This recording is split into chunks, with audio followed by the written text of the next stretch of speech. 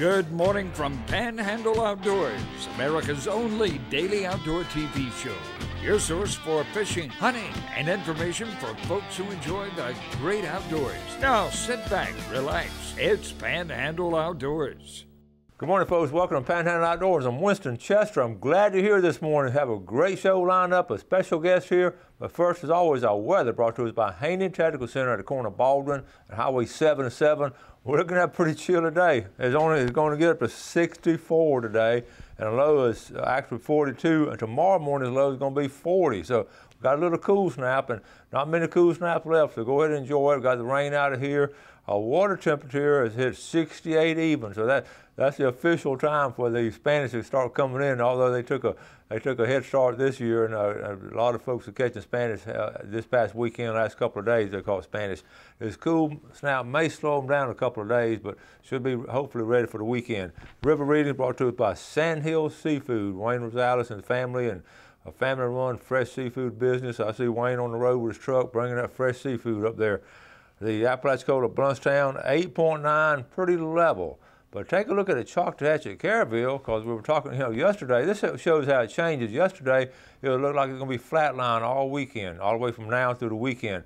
Take a look at it today. It's going up because of the rain we've had. Right now, this morning is 7.2, but it's rising, and it's going to be rising the next couple of days. So be aware of that. It can change. That's why we do these river readings every day, because it changes on a daily basis, especially on the Choctawhatchee. The tide chart brought to us by Kent Forest Lawn have a high tide at 12:36 p.m. and a low tide at 11:37. And our marine forecast, north-northwest, coming in pretty strong now at 10 to 20. So be aware of that if you're out on open water. Let's take our break and we'll be right back. Okay, welcome back, folks, and welcome to our special guest. As most of y'all know, Daniel Cole. Good morning. Yep, good morning. Good to have you. Good to be back. Well, tell us what's been going on in your world.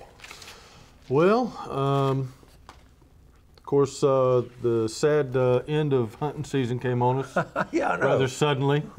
We had some poor weather to try and hunt in for the last little bit, but I guess it was good timing because, man, the boat surveying has just exploded since the end of February, and we've been running ever since, so we've been very busy work-wise. I've been trying to keep up with Daniel, but he has been pushing it pretty hard. Yes, every time I see you, you're going somewhere else. Yeah. But that's good though for business. Oh yeah, absolutely. Daniel, of course, bought Captain Rick Corley's business, and he's doing a great job. I've heard some great reports and talked to Rick last night. He said you're just going gangbusters, and some really good reports from you. So that's great to keep that business going strong like that. Yes, sir. Well, got big shoes to fill.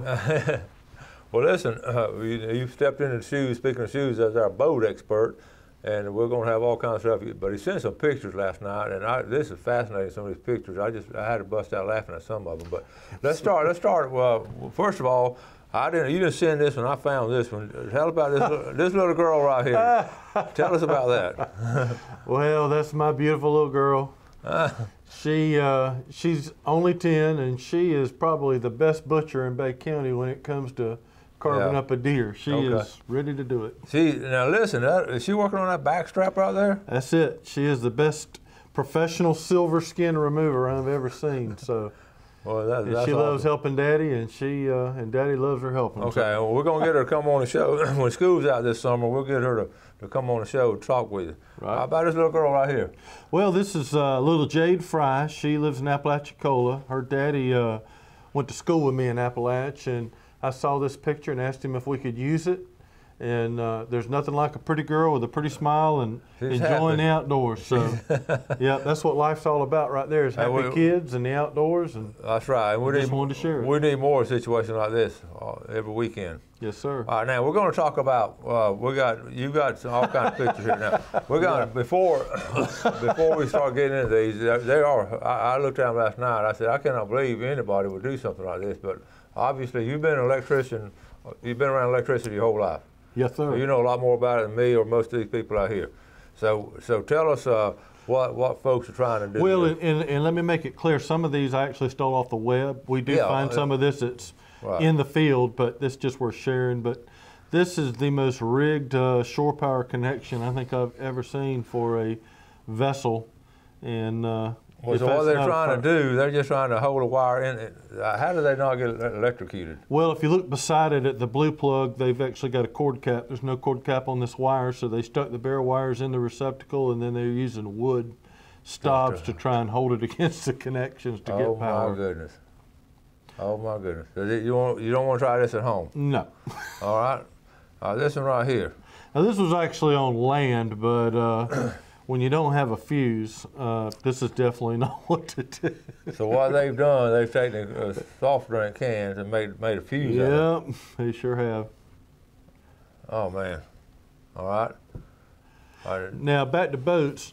This here is a boat we did not too long ago. This is actually the fin on the bottom of a Yamaha motor, okay, which is part of the zinc anode program for protecting that engine. And I've never seen one this bad. It actually has holes through it. There's no telling what the inside of this motor actually looked like, but it's obvious they've got a grounding issue, and stray current corrosion is eating away at parts of this engine. Explain to the people about that zinc anode, the purpose of it and all. Well, briefly. It seems like a dead horse I keep beating when I get up here. But this is it. But you know, the thing is that those zinc anodes, and there's so many, I mean, even in the engines themselves, Yamaha has screw-in anodes that will actually protect your engine if you have stray current comes from somewhere. If those wear out, and they do, they don't work once they get down to 60% mass. They're no longer protecting your engine. And when one gets this bad, there's actually probably other damages you've not seen yet. So keep your anodes up, 75% wastage, get them replaced, because if you don't, you'll be buying some really expensive components for your engine. And this is what will happen right here. Yep. Okay. Parts of it will waste away. This is the other engine on the same boat. And everyone's seen this little airplane wing right above the propeller on an outboard engine. They go for years, they don't look like this. This was just amazing to me. And this boat was not a wet water kept boat. This boat was actually put up in a storage facility. So really? They got some major. This was in a storage facility? They've got some problems there. So when you see stuff telltale signs like this, it's time to. You need to have someone professional look at that thing and get it fixed. So this is your picture here. This is something that I took that on actual survey. Oh, wow. All right, let's take a break. We'll be right back with a lot more of these. Okay, welcome back. See, we're Daniel Cole, but first we'll get back to Daniel, all this boat information. I want to say a special good morning to Ralph By up there in Youngstown, and thank you for that little jar of honey I put in my coffee every morning. That's some great honey. I appreciate it very much. I want to add some names now. How about Beth Buckley?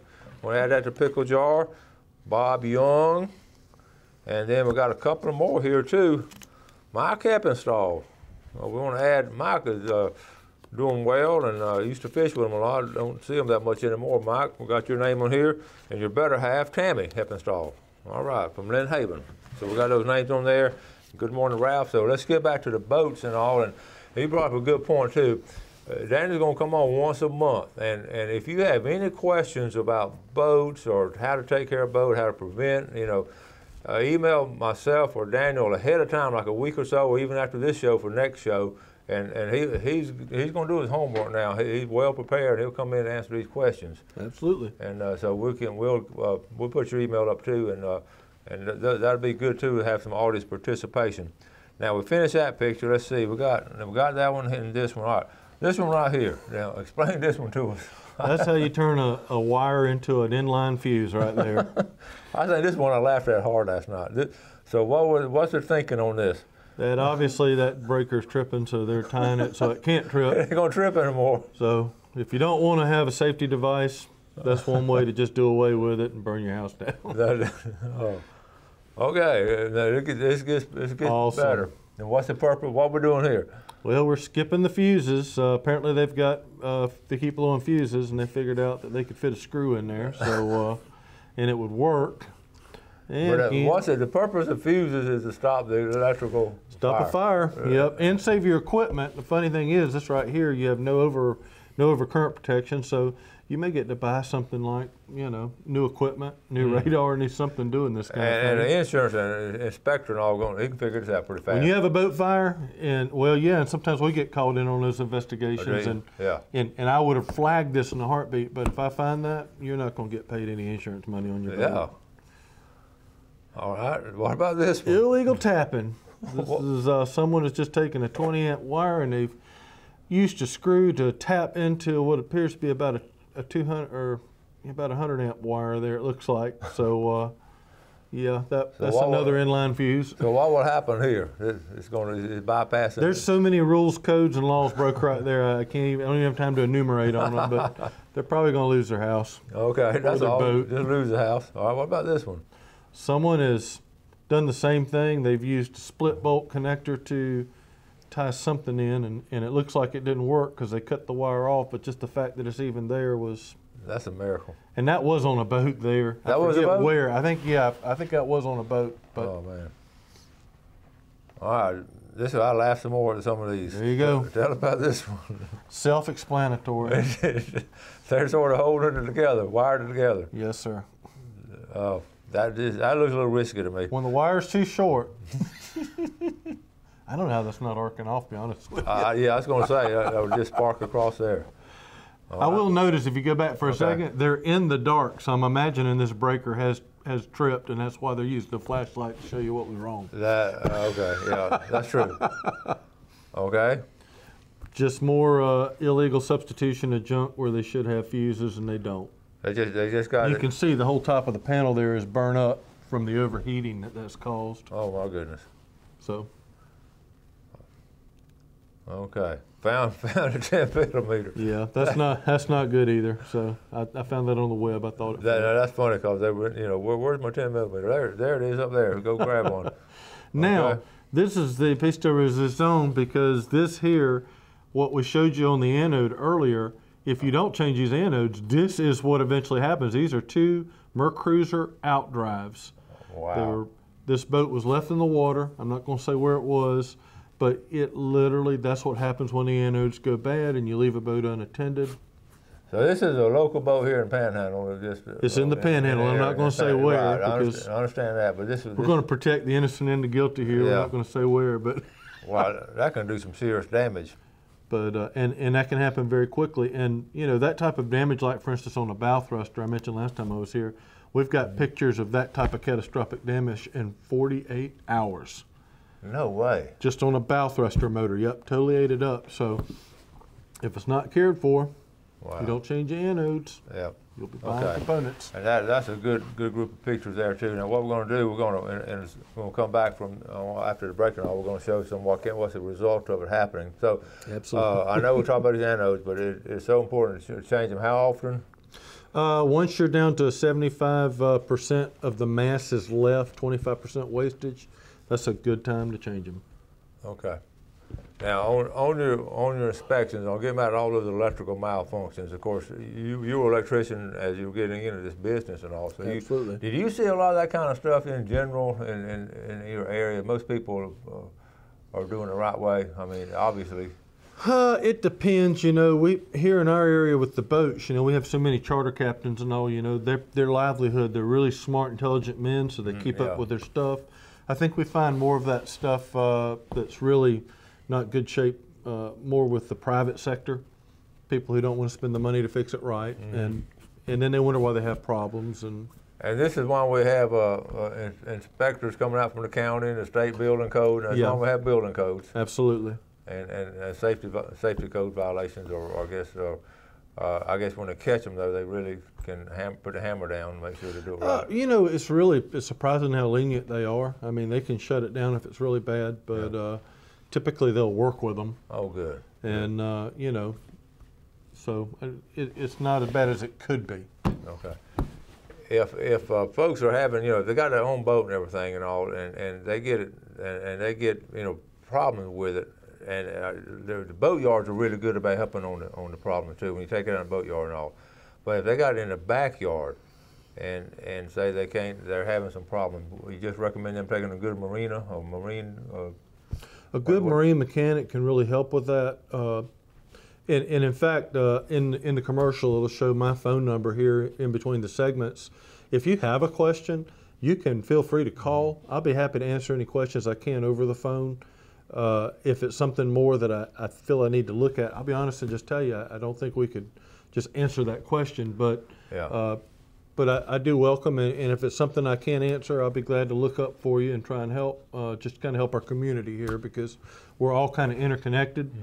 And well, we're help where we can. We're in a boating community, and all throughout the Panhandle, freshwater and saltwater. I mean, we're right on the verge of the season just busting out. Yes, sir. And I know a lot of people now, I get tickled at everybody, including myself. We got to get our boat ready next week, because we got to have it ready for the weekend and all. And everybody wants to do it all at the same time. That's right. And all right, we're going to take a final break and come back and show this little video.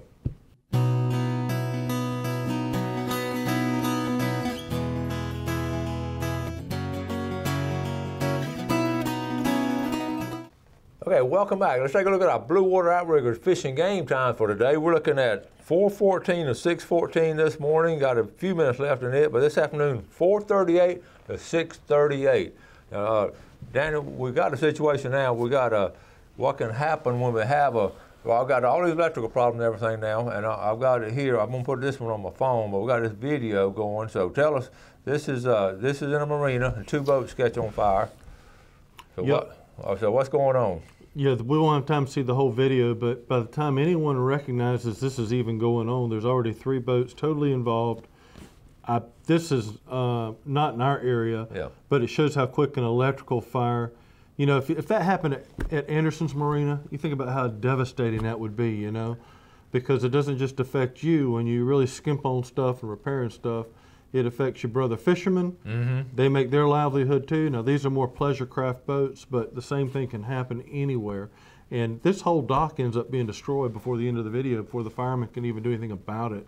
Wow. So imagine if that big of a segment, for instance, just what's at Anderson's Marina, mm-hmm, maybe gets to Lighthouse Marina, you know, that would be a lot of our fishing fleet for our area just gone. And if it was due to someone's intentional negligence or ignorance, well, there's no excuse for that. Right. And that's what we're talking about, being safe and all, and that's amazing. That's almost mesmerizing, watching how the fire spreads, and you just can't do anything about it. And, nope. Well, and that'll go on. That ends up destroying the whole marina there, don't it? Wow. Okay. So anyway, so that's why we talk about, you know, so much about safety and everything, and we always talking about, you know, taking care of your equipment and all, and that's one of the reasons why. Now, let's go back to the smaller boats now. We've covered those big boats. On the smaller boats, a lot of viewers have the smaller boats. They've been sitting up all winter now. What are you getting ready to, like I said, take off? What's some of the things they want to look at? Be sure your navigation lights work. Be sure your batteries are good. Oftentimes batteries, because they're allowed to sit for too long, they won't hold a charge anymore. Be sure your fuel is clean. Do not ever use ethanol filled gas in any type of machinery, including boat motors, because it will eat everything up. And even if you put the ethanol restrainers in there, like different name brands you can get, like Seafoam, you'll still have residual sludge and problems that'll clog up filters prematurely and cause issues there. Well, I see that every year. Well, I run into some people, I have friends who do the same thing, and they, you know, the boat's been setting up, and they're using it. They have to take it to the shop. Same thing with lawnmowers too. That gas been sitting up, and it's as simple as that. You know, throw it out, and also try to burn out. A lot of people try to burn out the gas and all in the lawnmowers, the old gas and all. So you just want to get that done. Just asking for trouble. Yeah. What about you know? I remember Rick and I talked about this. You got your outboard engine and all. You've been out during the day and you fished all day, and you come back and cleaning the boat, and you put the ears on to run that fresh water through your motor. How long do you recommend, say you got a 120, 200 horsepower motor, how long would you run that fresh water through your motor to make sure that all that? Well, first I'd recommend be sure your motor's made for that, because I actually burned up a 40 horse engine using cupped ears, and why they were made that way I have no idea, because I found out that you were not supposed to do that. It was supposed to be run in the water only. It was an older motor, but it still didn't work on the ears. A lot of them now have the flush ports where you actually screw the hose straight to the water jacket through a connector, and you don't even have to run the motor. In that situation, I'd recommend at least 10-15 minute flush time. Okay.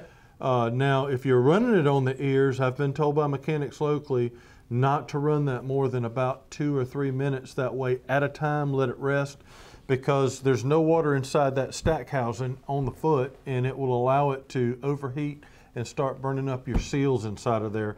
And you see a lot, especially like old Johnson Avenue motors, they'll have that real black, sooty look.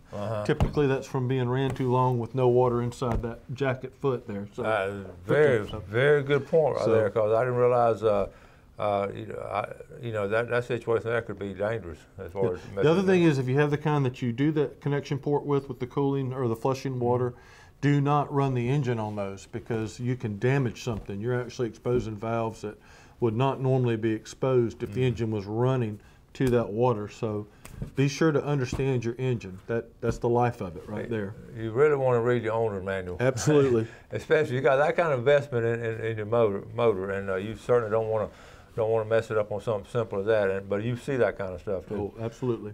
Now we got a couple minutes left. You got all kind of surveys coming up pretty soon. What are we working on now? Well, you know, the most interesting one is, of course, been doing the Sunrise. Yes. What a beautiful resurrection of an old boat, and I might have that picture. Keep talking about it. I'll see if I can pull it up. It's such a pleasure to work on this boat, and so many people's lives have been touched by the fact this boat's been rebuilt and redone. And Miller, they've done an outstanding job. The owner has several employees who have worked on the boat. They've done an outstanding job. The marine woodwork is, the custom craftsmanship that's really went back into this boat is really worthy of what was done back years ago when it was built. I can't find a picture. I tell you what, I'm going to go out to a Miller Marine and take my camera, because what you're talking about is amazing reproduction of what has happened, and it's amazing they've saved our local history. And supposedly Duck Davis had designed that boat himself, and he's one of our legends of the Davis family. So we're gonna get a whole story. So I get out and see Mandy, Megan, and Mike, and find out what's going on. But you've inspected it, and are you in the process? Yeah, we've done the preliminary processing. They're fixing to take it down south and put the towers on and everything. Man, that's awesome. But Marcus Raffield's the captain, and he's a very competent young man, and I'm sure that they're going to have a fun trip going down there to get that. That would be fun. All right, we got to get out of here, Daniel. Thank you so much, buddy. Thank you for having me. Good job. Folks, thank y'all for watching Panhandle Outdoors. We always appreciate the viewership. I always ask you to do something good today for your fellow man. Enjoy the great outdoors, and God bless. Thanks for watching America's only daily outdoor TV show, Panhandle Outdoors with Winston Chester, featuring hunting, fishing, and other activities and information to help you enjoy the great outdoors. Join us next time for Panhandle Outdoors.